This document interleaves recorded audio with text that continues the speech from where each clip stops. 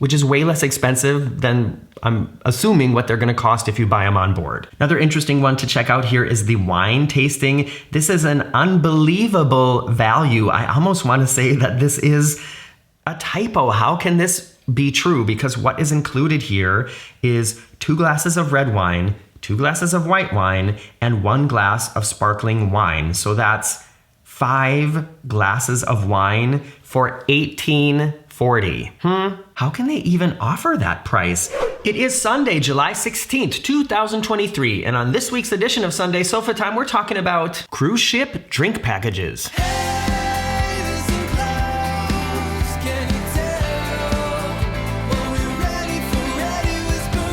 Welcome back to the Very Unofficial Travel Guides, everybody. If you're new here, I'm Morgan. I'm very happy you're here today for this discussion about cruise ship drink packages. Hello to all returning subscribers. A special hello to all my Patreon members over at patreon.com/veryunofficial. Oh my gosh.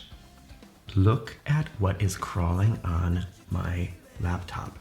Oh, that is a huge, gross fly. Go away. Hold on. As I was saying, special thanks to all my Patreon members. Patreon is a website where you can give a little extra support to me and basically any other creator that you enjoy watching on YouTube. It's like giving a little tip every month, and it really helps out. My Patreon members are gonna be seeing this video earlier than everybody else this week, and I recorded another special video talking about some health things going on with me. Nothing dramatic, nothing sad or tragic at all, but just something I feel like it's kind of time to talk about. So if you're interested in getting some behind the scenes looks, some insider information, and getting early access to videos like this one, please go check out patreon.com/veryunofficial. We've gotten through the intro, we've gotten through Patreon, we've gotten through a gigantic fly crawling up my laptop. And now let's talk about cruise ship drink packages.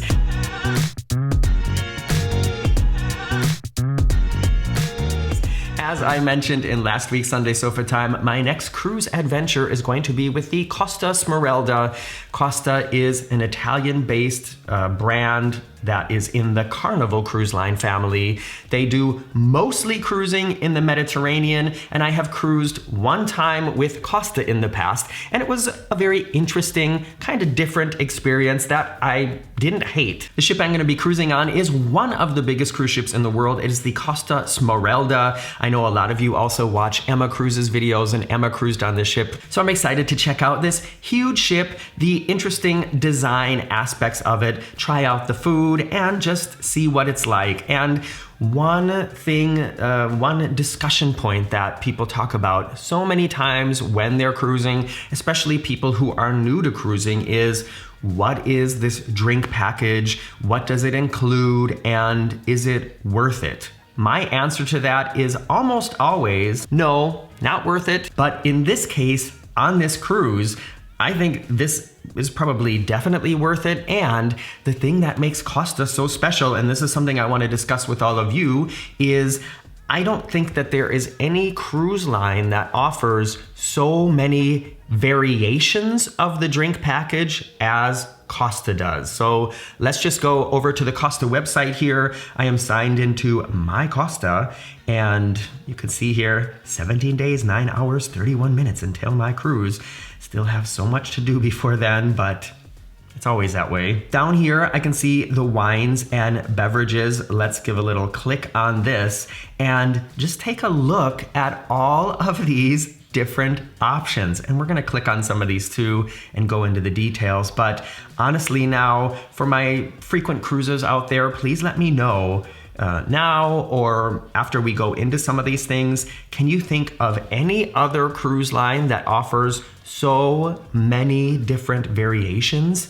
I think the one here that is, or the two here that are the most similar to like Royal Caribbean or Carnival or Celebrity are the My Drinks and the My Drinks Plus. So let's get into that. If we go into show details, you can see here, this includes cold drinks, so soda or pop, depending on where you're from, orange soda, iced teas, fruit juices, cappuccinos, hot chocolates, and the best Vergnano Cafe, 2 bottles of water every day, unlimited glasses of water in every bar, draft beer, glasses of wine, and Casa Sant Orsola and Cinciano sparkling wines, non-alcoholic fruit beverages, Aperol Spritz and Crodino for aperitifs, classic cocktails such as gin tonic and mojito, and the very light Bacardi Breezer. After dinner drink, it includes brandy, whiskey.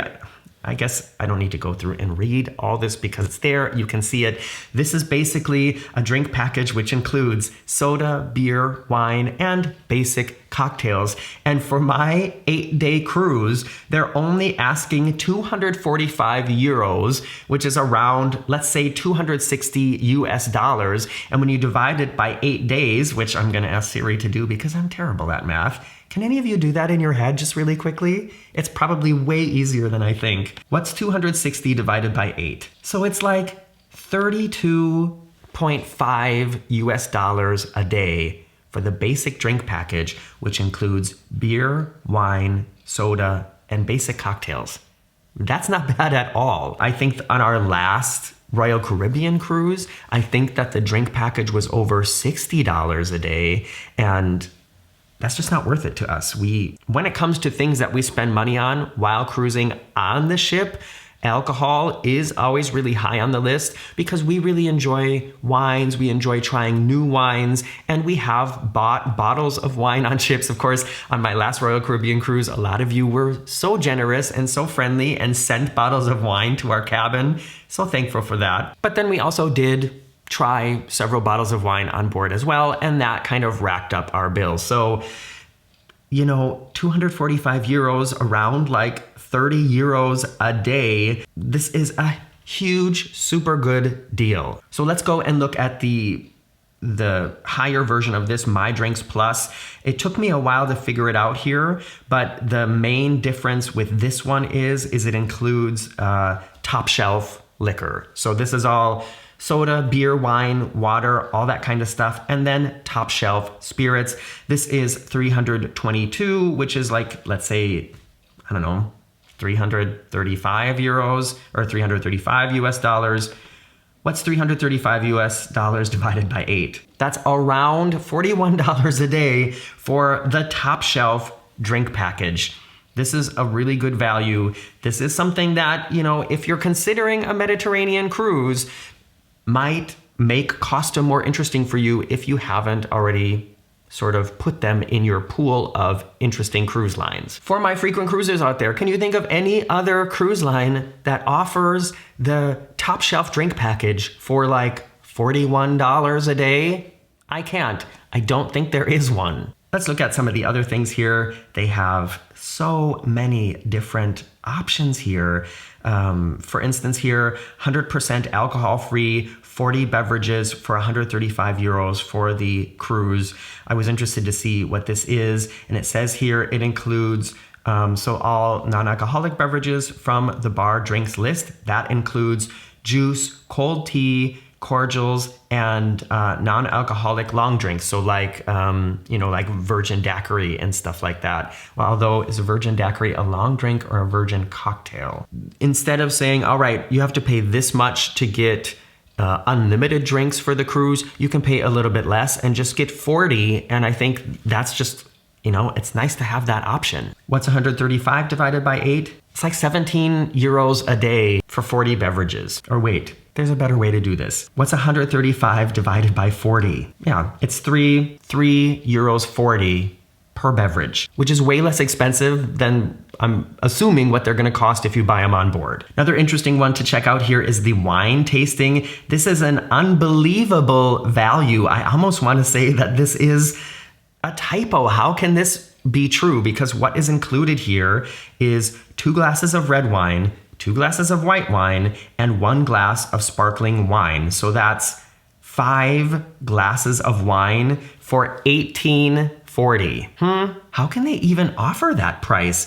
On Royal Caribbean, honestly, if you order a good glass of wine, it's gonna cost you $16, $17. And here they're offering, 10 centiliters is a small pour. Okay, so let's be fair. This is not a lot of wine. I think this is probably like a wine flight that they're offering, but still, A wine flight, trying 5 different wines for less than $20 on a cruise? Where are you going to find that? Definitely not on Royal Caribbean or Celebrity or Disney or any of those. I was curious about these single bottle offers here, and I'm not sure if this is such a good deal. I don't know. 1 bottle of champagne for 82 euros. They also have, you can get 1 bottle of Chianti for 41 euros. I mean, I'm not familiar with that wine. Maybe it's a really excellent wine. I don't know, but that doesn't seem like a good deal to me. It seems just like normal cruise ship prices. If we go to the classic package here, this was something I wanted to find out more about. That includes 7 bottles of water, 6 bottles of wine, 3 red and 3 white for 155 euros. I want to write to them to ask if I can just get 6 bottles of red wine, because I don't enjoy drinking white wine. Not the way I do in drinking red wine, especially with meals. So this classic package with a bunch of bottles of water and then 6 bottles of wine for 155 euros, if I can get just red, I might be interested in that. There's also a water, coffee, and beer package. This is so specific, but what I love about this is there's really something for just about every person who enjoys drinking not only alcohol, but maybe just juice and coffee and stuff like that. It's so like custom made. And I can only say it again, I can't think of any other cruise line that offers this many options. So the water, coffee, and beer package includes 7 water bottles, 7 draft beers, and 14 coffees. I think that's interesting. So that's basically a bottle of water each day, 1 beer each day, and then 2 coffees each day. I think it's interesting. I think Italians, they really enjoy their espresso. Do you know that in the gigantic city of Rome, there is only 1 Starbucks, and it's really new, and it's because Starbucks, you know, when you think of the things that are popular at Starbucks, it's more like a malt or a milkshake or a dessert and not like a coffee. Italians, I think, really enjoy drinking like a black coffee, an espresso or something like that. A coffee that tastes like coffee. And I think it's interesting that they offer a water, coffee, and beer package, which is 1 bottle of water, 1 beer, and 2 coffees. If this was catering to the Germans, it would be 1 bottle of water, 1 coffee, and 3 beers. They also have a water package. That's also something that people talk about all the time. How much water am I going to need? Can I buy bottles of water? Is it fine if I just drink, the water from the buffet? And the wording here says, it's a reasonable and very convenient package with 13 bottles of mineral water to be enjoyed during the meals on board or at any time of the day. On a Costa cruise, we think of everything, even helping you to select healthy options like water. I would almost go as far as to say having water is a necessity, but Costa's not any different there than any other cruise ship. It's ideal for guests who like to drink water at mealtimes and throughout the day and want the convenience of a bottle to take with them. So I think what this means is if you buy this package, then at night, if you go to the main dining room, you have a bottle of water like waiting on the table for you. This is 42 euros divided by 13 is, I can't do that in my head. What's 42 divided by 13? Yeah, so a little over 3 euros per bottle. I don't know if that's such a good deal, but in fact, I think there were other packages where there's also a bottle of water included every day that were more affordable than this if you look at the big picture. What do you think of all this? I just think that this is something that makes Costa a very attractive cruise line because I know I've said this a few times now. Usually there's only like 3 or 4 drink packages offered. There's a juice and soda package. There's like juice, soda, and premium coffee package. Then there's the normal drink package. And then there's the deluxe drink package. Those are the ones that kind of stand out as being offered on every cruise line. And I really don't think I have seen any other cruise line that offers this much variety and this many sort of custom picked packages to fit kind of everybody's habits in a way. So as you saw, I'm leaving in just a little more than 2 weeks for this cruise. Make sure you're subscribed if you are interested in getting the updates about what this was like. And now will come the time on Sunday Sofa Time where I comment on your comments live on air.